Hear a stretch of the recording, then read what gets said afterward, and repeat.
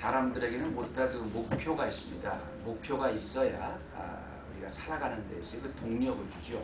목표가 없는 사람은 소망이 없어서 살아가는 의미를 잘 알지 못합니다. 여러분, 그 믿음에도 목표가 있다는 거 아십니까? 그 믿음의 목표는 뭐냐면 우리가 믿음 생활하면서도 정체한 것이 아니고 사실 그 믿음도 성장해야 하는 것이 목표죠. 이걸 성장하는 과정이 아니라 우리 믿음이 성장해 가는 것이 이제 목표다 이렇게 말씀드릴 수 있는데요. 후안 카를로스 올티즈 목사님이라고요. 과거에는 이제 그 수정교회 그 히스패닉 설교를 담당하셨던 그 목사님이시고 한국에도 굉장히 유명하십니다. 지금 아마 제가 알기로는 셰퍼드 대학교의 그 총장으로 계시는 분으로 알고 있는데요.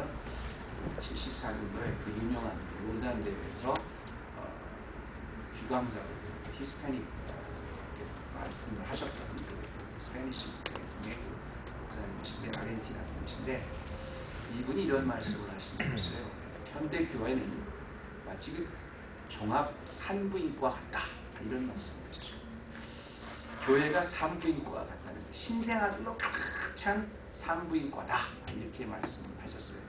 상당히 의미 있는 말인 것 같아요. 왜냐하면 교회가 이제 성장을 목표로 해서 많은 사람을 보게 하고 또 초청하고 또 그 안에 어떤 프로그램을 개발하고 많이 교회가 교회마다 가득 차는 걸 원하지만 사실은 교인 한 사람 한 사람이 정말 매일매일 태어나는 것 같긴 한데 교회가 어떤 교회는 그 우유를 잘 먹여주고 또 그 교인에 대해서 또 다이퍼를 채워주고 또 목욕을 시켜주고 그런 어떤 그 어린 아이한테 엄마가 이렇게 쏟는 정성같이 한 교인들에게 그런 정성을 쏟지만 사실은 그런 신생아는 많이 태어나는데 신생아들이 이제 커서 성장을 하는 그런 면이 약하다.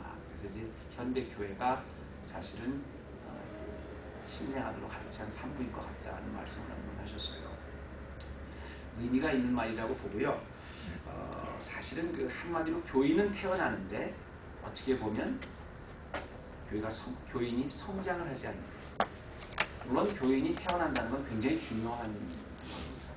우리가 예수를 믿는다는 건 굉장히 중요한데 우리 믿음 속에서 그 믿음이 사실 성장하는 것은 어떻게 보면 태어나는 건 못지않게 더 중요한 거거든요. 우리가 지금 과거에 3주에 걸쳐서 계속 이제 믿음뿐입니다 라는 시리즈로 말씀을 드렸어요. 그래서 믿음의 정의에 대해서도 이야기했고 또 정말 예수님이 칭찬하신 큰 믿음, 너무 커서 기이하다고 여길 만큼의 그 믿음에 대해서도 우리가 봤습니다. 우리가 이제 오늘 봐야 될 것은요, 그 믿음에도 목표가 있다고요. 그 믿음의 목표가 뭐냐면 그 믿음이 이제 갖게 됐으면 성장을 해야 된다는 것이죠. 여러분 그 신앙생활에 믿음이라 그러면 우리가 굉장히 잘 아는 말씀이지요. 굉장히 그 모든 성도들이 아주 익숙하게 듣는 그 단어가 믿음인데요. 가만히 보면 믿음에 대해서 우리가 또 잘못 알고 있는 게 참 많이 이게 뭐냐면 히브리서 11장에 보면 믿음은 바라는 것들의 실상이 쭉 나가면서 뭐라 그러냐면 하나님이 언제나 함께 계시다는 것, 하나님이 존재하시고 나를 보고 계시고 언젠가는 나에게 상 주시고 이 모든 나의 행위를 통해서 상 주시는 일을 믿는 것이 믿음이라고 그랬습니다. 그러니까 사실 하나님의 존재가 늘 나의 모든 언어와 행동과 나의 발걸음과 내가 하는 마음속까지 다 감찰하고 계시다는 것을 확실히 믿으면 믿을수록 그게 믿음이 크다는 거예요. 성숙한 믿음이라는 거예요. 우리는 하나님이 만약에 정말 내 모든 것을 다 감찰하고 계신다면 어떻게 내가 행동을 할까? 나 혼자 있을 때 어떤 생각을 할까? 정말 아무도 보는 사람이 없을 때 내가 무슨 마음의 계획을 하고 있는가? 이게 다 믿음의 깊이라는 겁니다. 우리는 믿음 그러면 그냥 믿습니다. 그러면 뭐 산이 옮겨지고 막 그냥 내가 확실히 믿는 그대로 펼치어다 뭐 그래서 이제 뭐 산 앞에서 가지고 이 산아 저기로 가라 움직여질지라는 큰 믿음으로 아는데요. 대부분의 경우에는 그런 것은 믿음보다는 성격에 의한 자기 확신의 경우가 참 많습니다. 정말 믿음은 하나님이 정말 우리가 눈으로 보는 것 같이 내 앞에 모든 것을 다 보고 계시기 때문에 아무도 없어도, 심지어 내가 광야에서 혼자 살아도 내 마음대로 말할 수 없고 걸을 수 없고 생각할 수 없을 만큼 하나님이 원하신 것이 무엇일까를 볼 만큼 하나님의 존재를 가까이 느끼는 것이 됩니다. 여러분이 잘 아는 고린도전서 13장, 오늘 우리가 고린도전서 13장 9절에서부터 13절까지 보았습니다만, 고린도전서 13장 그러면 다들 그렇게 말씀하실 거예요. 그 사랑장 아닙니까? 고린도전서 13장, 사랑은 오래 참고, 사랑은 온유하며, 사랑은 시기하지 아니하고 질투하지 아니하고, 그다음에 자기의 유익을 구치 아니하고, 이런 그 사랑에 대해서 쭉 나온 게 고린도전서 13장인데요. 이 말씀을 가만히 보면 우리에게 흥미로운 사실이 하나 있는데, 사실 이 흥미로운 사실이 사랑을 쭉 열거하면서 사실 그 바울이 이 사랑을 과연 누가 할 수 있을까? 정말 이 사랑은 오래 참고, 사랑은 온유하고, 사랑은 질투하는 자가 되지 않으면 쭉 사랑의 정의를 쭉 말씀하면서 이런 사랑을 누가 할 수 있냐는 겁니다. 바로 성숙한 믿음이 있는 사람이 이런 사랑을 할 수 있는 거예요. 그리고 우리 믿음의 목표가 바로 그런 사랑을 할 수 있는 사람의 단계까지 가는 것이 우리의 목표라는 겁니다. 이렇게 사랑을 해서 오래 참고 자기의 유익을 굳지 않고 그야말로 온유하고 성내지 아니하고 이런 사랑을 통해서 어떤 결과가 있냐면요, 오늘 그 사랑을 쭉 우리에게 도전하면서 맨 마지막에 그렇게 사랑을 하는 사람들의 결과에 대해서 오늘 바울이 도전하고 있는 말씀, 오늘 같이 교독한 고린도전서 13장 9절에서 13절까지 말씀입니다. 뭐라고 그러냐면요, 내가 온전한 것이 올 때에는 부분적으로 하던 것이 패하리라. 그래서 내가 어렸을 때는 말하는 것이 어린아이와 같았는데 장성한 사람이 되고 깨닫게 돼서는 어린아이를 버렸다, 이런 말을 해요. 이 말이 왜 나오게 됐냐면요, 이 배경을 여러분 잘 아셔야 됩니다. 왜 바울이 지금 이 말씀을 하고 있냐면요, 우리가 이제 예수님을 볼 수 없잖아요. 하나님을 볼 수 없잖아요. 다 이렇게 희미하게 믿음의 눈으로 다 보는 거잖아요. 그죠? 그래서 클리어하게 보는 게 아닌데, 우리가 알고 싶은 진실, 우리가 예수님을 만나고 싶은 그 친밀함, 이런 것이 우리가 이제 우리의 생명 다 마치고 주님을 만나는 그 순간, 주님이 다시 오시는 그 순간에는 정말 클리어하게 완전히 우리의 몸이, 아주 부족했던 우리의 몸이 온전하게 다시 영화롭게 변한다는 거거든요. 맨 마지막 날에. 그러니까 주님 만나서 여러분들 하늘나라에 가면 내 몸의 지금 상태가 어떻든, 내 지금 심령이 어떻든 완전히 하나님께서 아주 온전하게 만들어 주시는 거예요. 가장 완벽하게 만들어 주시는 거예요. 그걸 우리 소위 glorification이라고 이렇게 말합니다. 마지막 날에 있을 glorification, 영화롭게 되는 것, 그걸 glorification이라고 해요. 그런데 그 전까지, 우리가 주님 만나는 그 전까지, 우리의 생명 다하는 바로 그 순간까지, 주님이 처음 우리 만나 주셔서 우리가 이렇게 주님을 받아들인 바로 그 순간부터 주님을 만나는 그 순간까지 뭐라 그러냐면 우리가 성화다, sanctification 과정이다, 이렇게 말을 합니다. 우리가 주님을 처음 만나면 의롭게 됐다, justification이 일어납니다. 그리고 justification이 일어나고 나서 죽을 때까지, 주님을 만날 때까지는 sanctification, 성화의 과정이 일어납니다. 그리고 우리가 정말 주님을 만나서 우리 생명 다 주님을 만나면 이제 glorification, 우리가 의롭게, 영원히 완전하게 의롭게 되는 일이 영원토록 이루어진 거예요. 그럼 우리가 justification이 일어나서 우리가 의롭게 돼서 완전히 맨 마지막 날에 glorification 일어날 때까지, 주님을 만나서 영화롭게 되는 바로 그때까지 뭐라 그랬다고요? sanctification. 계속 성화하는 거예요. 성장하는 거예요. 성숙해가는 거예요. 어제보다는 내일이 낫고요, 내일보다는 모레가 낫고요, 모레보다는 좀 한 달 후, 1년 후가 더, 아무리 조금씩이지만 이제는 세상을 향했던 방향에서 주님께서 나를 영화롭게 해주시는 바로 그날까지를 위해서 계속 성화되어가는 과정이 우리의 삶입니다. 그 믿음이 있는 사람들의 삶이에요. 계속 믿음이 성장해야 되는 거죠. 얼마 동안이나 그 성화의 과정이 필요한지 아세요? 글쎄 한 5년? 한 10년은 가야 그래도 우리가 성화가 일어나지 않을까요? 한 15년? 20년? 아니요. 성화의 과정은 주님 만나는 그날까지, 그야말로 우리가 죽을 때까지 일생 동안 이루어지는 거예요. 그리고 성화가 이루어질 때마다 우리의 믿음은 조금씩 성장해 갑니다. 그러니까 오늘 그 바울이 사도행전 고린도전서 13장에 우리가 이제 부분적으로 알고 부분적으로 희미하게 보고 그렇지만 온전한 것이 올 때는 우리가 온전해서 클리어하게 모든 진실을 볼 것이다 이렇게 말할 때 그것을 위해서 가는 과정이 모든 과정이 주님이 우리를 성화시켜서 계속 성장하는 과정이라거든요. 그러니까 우리가 권면을 하는 사랑은 오래 참고 사랑은 온유한 자가 되고 사랑은 시기하지 않고 이 모든 사랑을 할 수 있는 사람이 쉽게 말하면 뭐예요? 더 믿음이 성장한 사람일수록 믿음이 성숙한 사람일수록 이런 사랑도 할 수 있는 거예요. 바꿔서 말하면 아무리 내가 직분이 많아요. 내가 아무리 봉사를 많이 해요.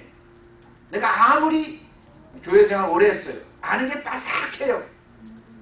그런데도 여전히 우리 13장 말씀처럼 오래 참지 못하고 성내고 온유하지 못하고 나는 자기의 이익만 보고 이건 다 뭐예요? 한마디 바꿔 말하면 그만큼 믿음이 아직은 어린아이와 같은 성숙하지 못하는 그런 이야기입니다. 그래서 우리의 목표는 믿음의 목표는 성장입니다. 하나의 과정이 아니고 목표예요.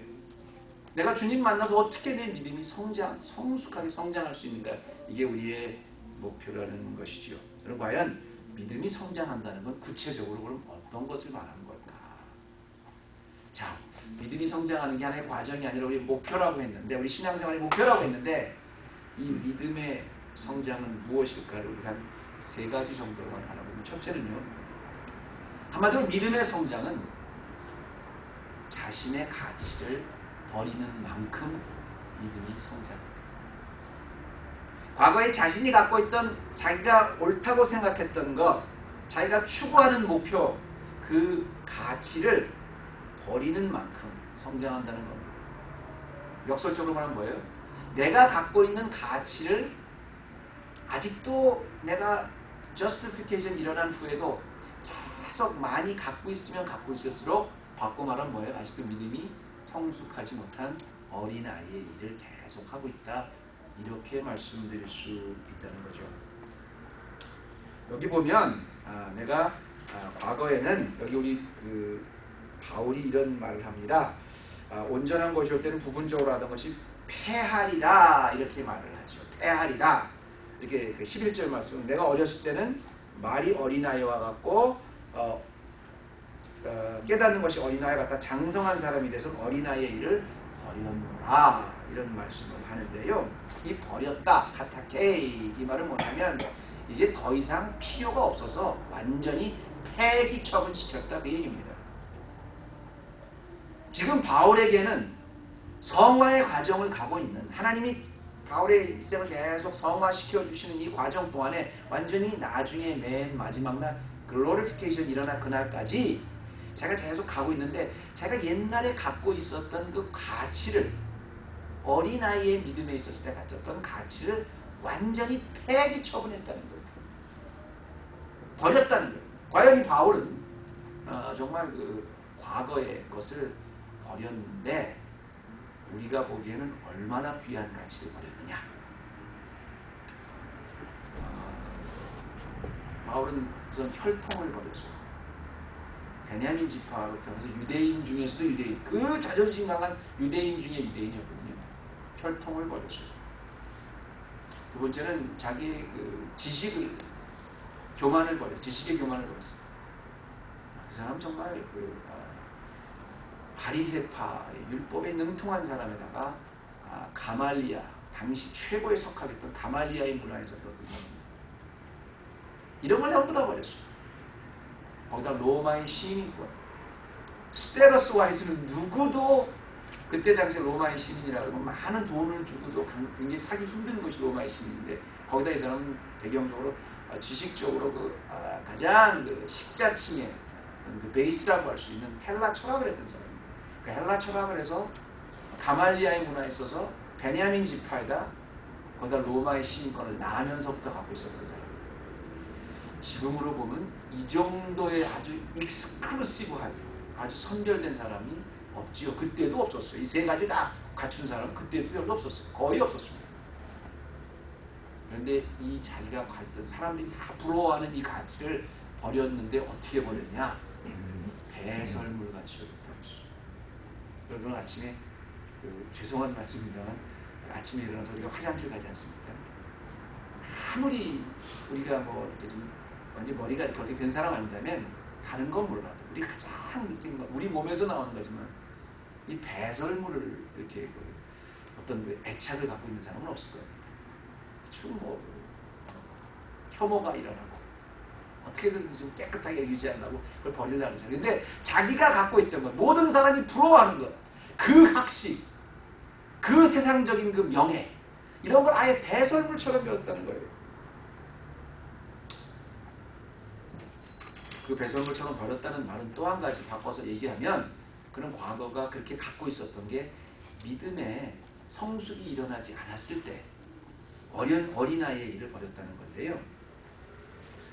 바울의 내가 장성한 사람에 대해서는 어린아이의 일을 버렸다 이런 말을 이렇게 여러분에게 소개하면서 이게 사실 좀 우리 한국 교회가 좀 도전받아야 될 게 뭐냐면요. 물론 어느 사람의 죄성 때문에 물론 그렇긴 합니다만 사실은 유난히 한국 분들이 과거에 좀 가치를 버리지 못하는 경우가 좀 많이 있어요. 한국 분들은 이렇게 보면 다른 것에 대해서는 이렇게 별로 다투거나 그래도 화해를 잘 하느라 자기의 자존심을 걸어 자기가 누가 자기를 무시했다 그럼 참 그거를 참지 못하는 분들 중에 하나죠. 자기를 굉장히 알아주길 바라는데 그 중에 하나가 뭐냐면 과거와 현재에서 과거에 추구하는 걸 참 버리지 못해요. 내가 누구였는데 제가 한국 분들 중에서 사람 무시하는 걸 보면 그런 분들이 참 많아요. 우리 교인들 중에서 마찬가지입니다.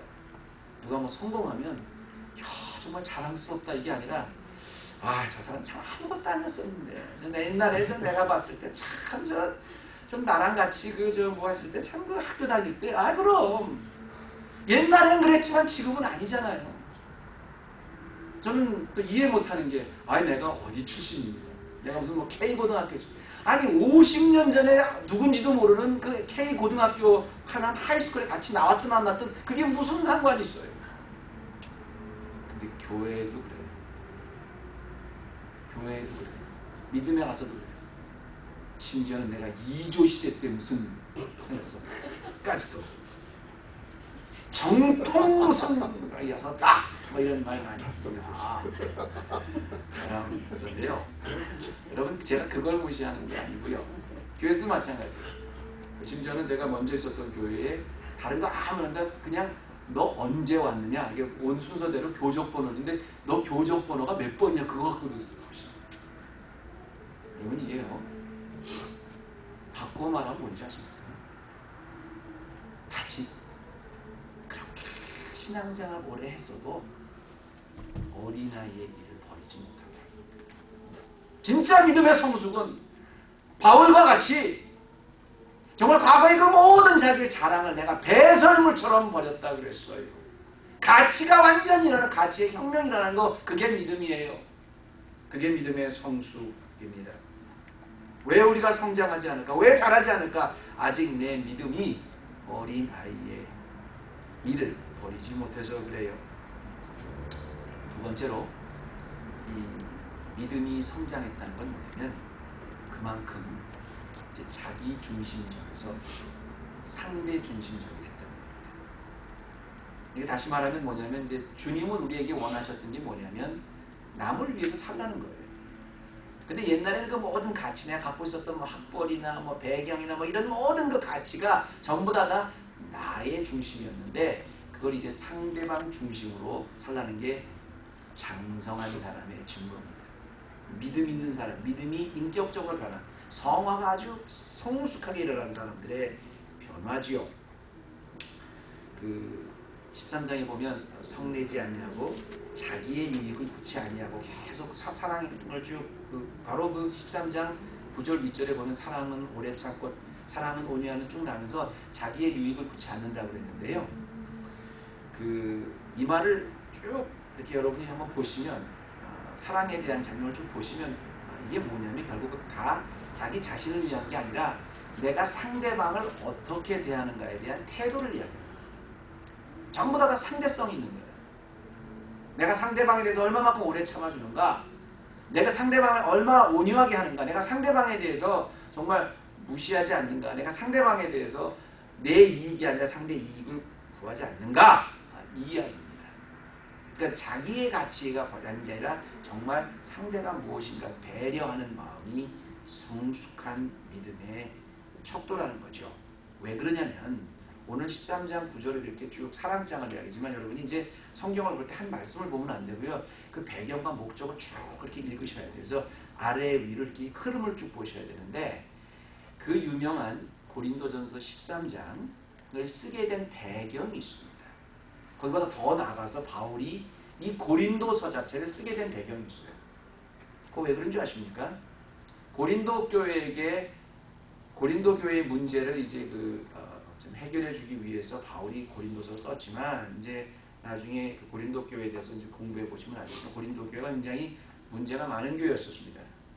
이제 음란하고 특별히 이제 그 고린도라는 것 자체가 고린도서 마이 그러면 이제 굉장히 그 음탕한 그런 상당히 성적인 문란이 있고 금신상각까지 있었던 그런 교회이긴 합니다. 그런데 여러분 그것보다 더 심각한 문제가 있었어요.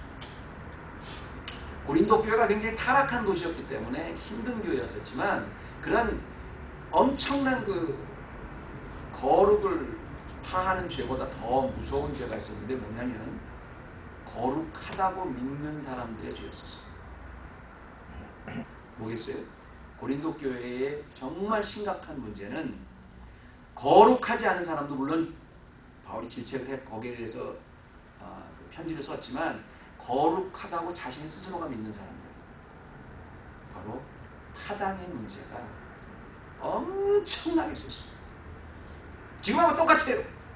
근데 그 파당도 가만히 보시면요 아주 희한하게 그 고린도 교회에 편지를 보내면서 바울이 이런 말을 해요.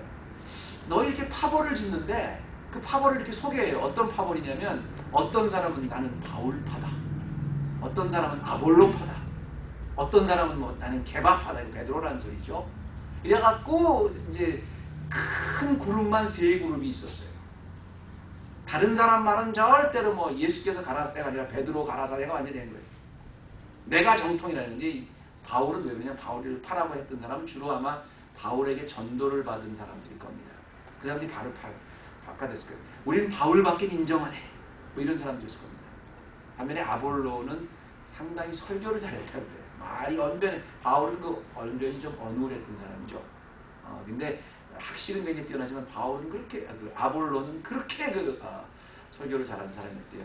히브리서의 그 저자가 혹시 아볼로가 아니냐 뭐 그렇게 말하시는 분도 있는데 그거는 뭐 신학적으로 뭐 논쟁이 있으니까 제가 거기까지는 안 가겠는데 어쨌든 아볼로라는 사람은 상당히 대중적인 그런 그 칭화력을 갖고 있었던 사람인 것 같아요. 반면에 개바파는 누구겠어요? 예수님의 제자. 비록 그 학식은 떨어지지만 그것도 예수님 제자 중에서 수제자. 그러니까 뭐 어떻게 보면 사도로서의 가장 그 권위가 부여될 사람이 베드로겠지요. 그래서 사실 고린도 후서를 쭉 가보면 거의 다 이렇게 바울이 자기도 사도라는 걸 하나님께 받았다는 걸 증명하는 내용을 쭉 가요. 그만큼 네가 사도냐 아니냐 이런 그 문제도 굉장히 심각했어요. 근데 이런 사람 있잖아요. 교회에서 내가 그래도 한국의 무슨 뭐 장로교, 통합측, 합동측, 정통 무슨 장로교에 또 지금 해가지고 뭐 이렇게 장로교, 한국 장로교에서 무슨 있었던 그 재집회할 때 있었던 말 뭐 이런 걸 가지고 무슨 뭐 예수님 말씀보다 더 중요시 여겼습니다. 이거 정통이야 아니 내가 법에 그 장로교 법에 누가 만들어 놓은 건데요 나 이런 사람 이것 갖고 목숨 걸고 싸우는 거예요. 근데 사랑은 안 해. 정통 따지는데요. 전부 다 내 말이 맞다. 이건 내가 정통이다. 내가 이렇다. 이건 이 사람만이 옳은 길이다 하고 싸우는데 서로 간에 온유하진 않아요. 무례해요. 이게 다른 말로 말하면 믿음이 성숙하지 못해서 그렇다는 거예요. 어려서 그렇다는 거예요. 자기보다 누가 잘하면 자기가 하는 것이 옳다는 거예요. 바울도 그랬잖아요. 스데반을 죽이는데 이것이 정말 하나님을 위하는 길이다. 자기만이 옳다 생각한 거예요. 스데반을 죽이고 나서도 그리고 나서도 또 하나님의 그 정의를 위해서 다메섹의 저 기독교인들을 좀 박살을 내야 되겠다 그러고 다메섹으로 가는 도중에 바울을 치셔서 바울아 아니 그땐 사울이었죠. 사울아 네가 왜 나를 핍박하느냐. 사울이 언제 예수님을 핍박했어요? 언제 주님을 핍박했어요? 근데 정의를 위해서 주의 교회를 그렇게 핍박하는 걸 주님은 자기를 핍박하는 것과 똑같이 말씀하셨다. 그때 생각해보니 바울이 생각할 때는 내가 주님을 위해서 산다고 그렇게 덤벼들었던 것이 지금 생각하니까 다 어린 아이여서 그랬다는 거예요. 믿음의 어린 아이여서 그랬다는 거예요. 이제는 말할 수 있다. 제가 보통 이제 교회에 관한 이야기는 잘 안 합니다. 근데 이제 지나갔기 때문에 제가 말씀을 드리면 오늘 바울이 어린아이의 일을 버렸다는 자기의 것을 다 버려서 상대방을 위해서 사는 걸 말한다죠. 과거에 제가 섬기는 교회에 어떤 집사님인데 정말 봉사를 너무 많이 하시는 분이에요. 얼마큼 봉사를 하시냐면 진짜 일대 한 100명 정도, 일대 한 최소한 한 몇십 명만큼은 하시는 분이에요. 그냥 팔 걷어붙이고 그냥 막 합니다. 교회에 막 청소부터 그냥 그분의 막 열정이 막 나요. 근데 입이 참 걸어요. 그것까지는 괜찮은데 뭘 결정해서 나갈 때 오직 본인밖에 몰라요. 어느 날 이렇게 교회에서 싸움이 났어요. 그 교회에서 이렇게 어떤 상처를 받은 분하고 그랬어요. 어떻게 여차여차해서 그분이 교회를 나가시겠다는 거예요. 그러니까 굉장히 열심히 봉사도 하시고 열심히도 하지만 또 이렇게 결정하는 것도 본인의 뜻에 탁탁 결정해요. 그때 자기가 본인이 이렇게 마음에 안 드는 그만이에요. 제가 너무 마음이 안 좋아서 제가 그랬어요. 집사님 참 제가 수고하시고 여러 좋은데 이런 거 한번 생각해 보셨어요? 그렇게 해서 여기서 이렇게 말씀을 하시고 또 여기서 이렇게 하고 또 심지어 또 이렇게 옮기고 이런 거 다 좋은데 그럼 남은요? 집사님 여기서 이런 결정을 내리면 그럼 집사님과 같이 신앙생활 하시는 집사님을 믿고 따르시는 분들은요? 그 옆에서 보는 그 어린애들은요? 안 믿는 사람은요? 남은요? 제가 그 말했더니 그분이 간접적으로 저에게 대답을 주셨는데 이런 말씀을 하시더래요. 저는요 남까지 신경 쓸 만큼 그렇게 여유롭지 못합니다. 내가 너무 내 처지가 안 좋기 때문에 남까지는 신경 쓰지 못합니다. 영원히 같지요? 아니요. 여러분 우리가 존재하는 이유가 왜 그런 줄 아세요? 내가 무슨 남 위해서 사는 아니요. 정말 성숙한 믿음은 남을 위해서 사는 게 성숙한 믿음이에요. 야, 너 공부해서 남 주냐? 아니요. 남 주기 위해서 공부하는 게 성숙한 믿음이에요. 그게 주님이 원하시는 거예요. 사랑은 오래 참고 사랑은 온유하고 사랑은 시기하지 아니하고 전부 남에게 그렇게 하라는 겁니다.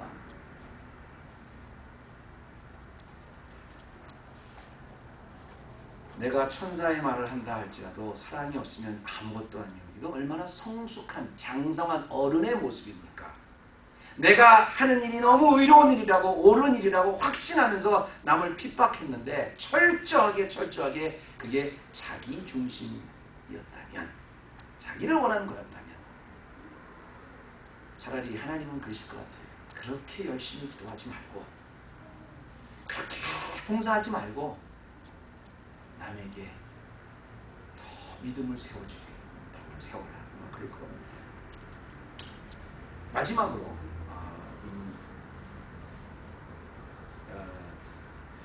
믿음이 성장한다는 게 무슨 뜻이냐? 어린아이의 일을 버려서 장성하게 믿음이 성장한다는 게 뭐냐면 또 낳기 위해서 그렇게 한다는 거예요. 믿음의 재생산을 위해서는 반드시 그렇게 해야 된다는 겁니다. 여러분 아무리 세상이 변하고 이 시대가 변해도요. 어린아이는 절대 다시 나올 수가 없어요. 성장한 사람만이 다시 재생산을 할 수가 있습니다. 자 보세요. 성경에 여러분 그 마태복음 또 누가복음 보면 그 누구는 누구를 낳고 창세기도 그런 게 많이 나오죠. 누구는 누구를 낳고 누구는 누구를 낳고 누구는 누구를 낳고 계속 지니알러지 족보에 대해서 계속 이렇게 나오는데 성경에서 굳이 그렇게 족보에 대해서 꼭 얘기해야 될 게 있을까? 물론 그 나름대로 하나님이 어떻게 하나님 나라를 이끌으셨나에 대한 그런 그 반증이기도 하지만 거기 가만히 보면 우리가 배워야 될 또 하나 진리가 있습니다. 우리가 누구는 누구를 낳지 않습니까? 그리고 낳고 또 낳기 위해서는 우리도 자라야 돼요. 자라지 못하면 날 수가 없어요. 성경의 역사를 보면 항상 하나님께서 잃어버린 영혼을 찾았던 역사입니다. 심지어 창세기에 하나님이 천지를 창조하시고 아담이 범죄한 이유는 아담아 네가 어디 있느냐. 이게 선교 역사의 선교적 메시지가 제일 처음에 나오는 게 바로 아담과 하나님의 관계입니다. 우리가 죄가 없었을 때는 그럴 필요가 없었어요. 그런데 하나님이 아담이 어디 있는지 몰라서가 아니라 하나님의 마음은 언제나 하나님을 떠난 잃어버린 영혼에 대한, 심지어 요나서에 보면 구약인데도 마찬가지로 하나님은 이스라엘 백성뿐 아니라 저 니누의 백성까지 잃어버린 영혼을 다시 찾고 싶어 하시는 것, 이게 하나님의 마음입니다. 이게 하나님이 우리에게 주신 도전이고요. 주님이 오셨을 때 우리에게 주신 말씀입니다. 마지막까지 주신 거예요. 우리는 재생산을 해야 돼요. 머물러 있으면 안 되고 우리가 자라야 되는 이유는 뭐냐면 또 낳기 위해서 우리가 성장해야 돼요. 어린아이가 어떻게 낳아요? 신생아로 가족 체험 병원에서 어떻게 낳아요? 아니 우리가 성장해야 낳을 수가 있어요.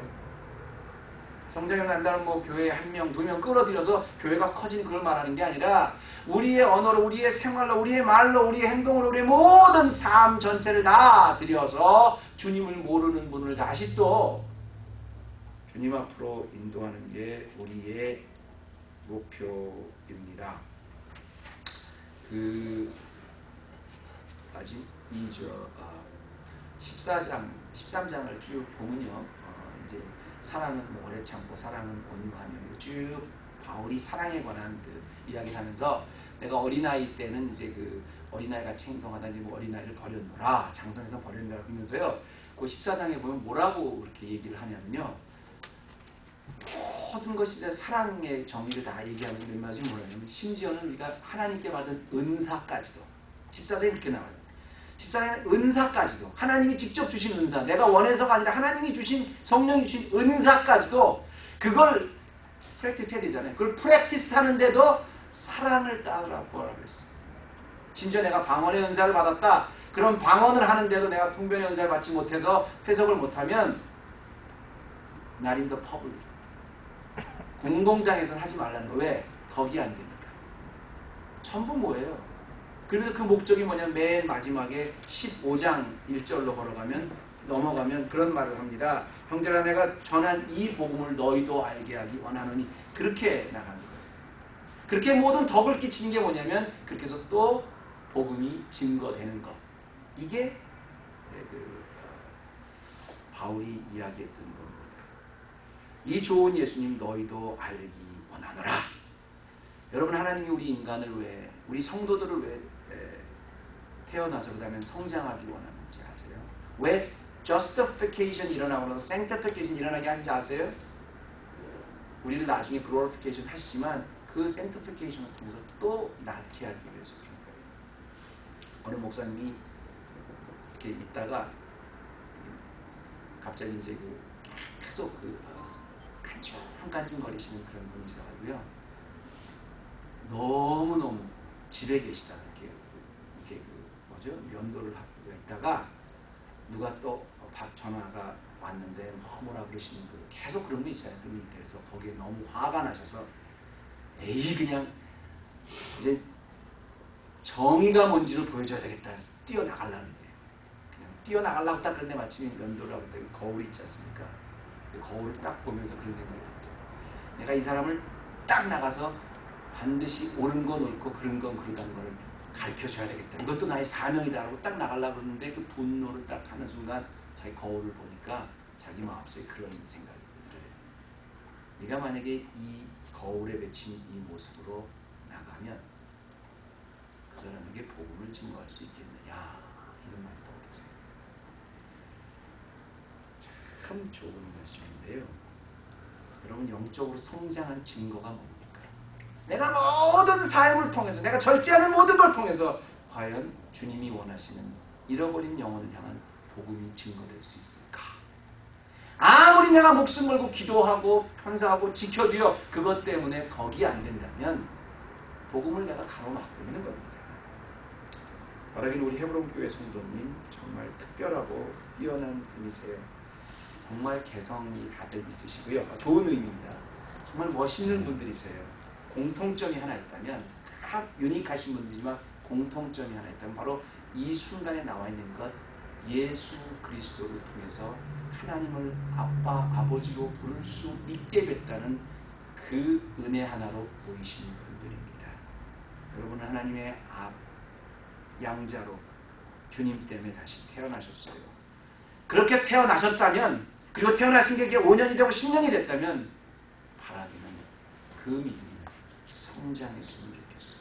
그래서 태어난 기쁨에만 포취하는 것이 아니라 날마다 자라서 장성한 분량에 이르러서 또 다른 주님이 오는 생명을 태어날 수 있게 하는 우리 헤브론 교회 지혜 있는 모든 성도들, 성숙한 믿음의 성도들 되시기를 주님으로 축원합니다. 칩시다.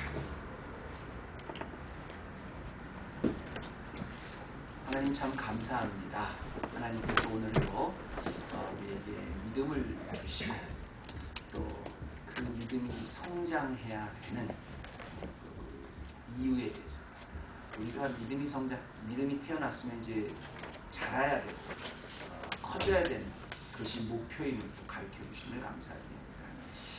하나님, 바울과 같이 정말 우리가 어린 아이 때의 일만 하면서 만족하고 과거만 붙들고 우리가 과거에 매여 있는 것이 아니라 태어났으면 성장할 수 있게 하여 주시고 주님도 닮게 하시고 장성한 분량에 이르러서 우리를 통해서 또 다른 많은 영혼들이 태어날 수 있도록, 그래서 주님 우리 부르시는 날 정말 주님의 그림자, 주님의 형상 이 세상에 많이 비치고 왔습니다 하고 자랑스러워할 수 있는 우리 헤브론 교회의 모든 성도 되게 하여 주시옵소서.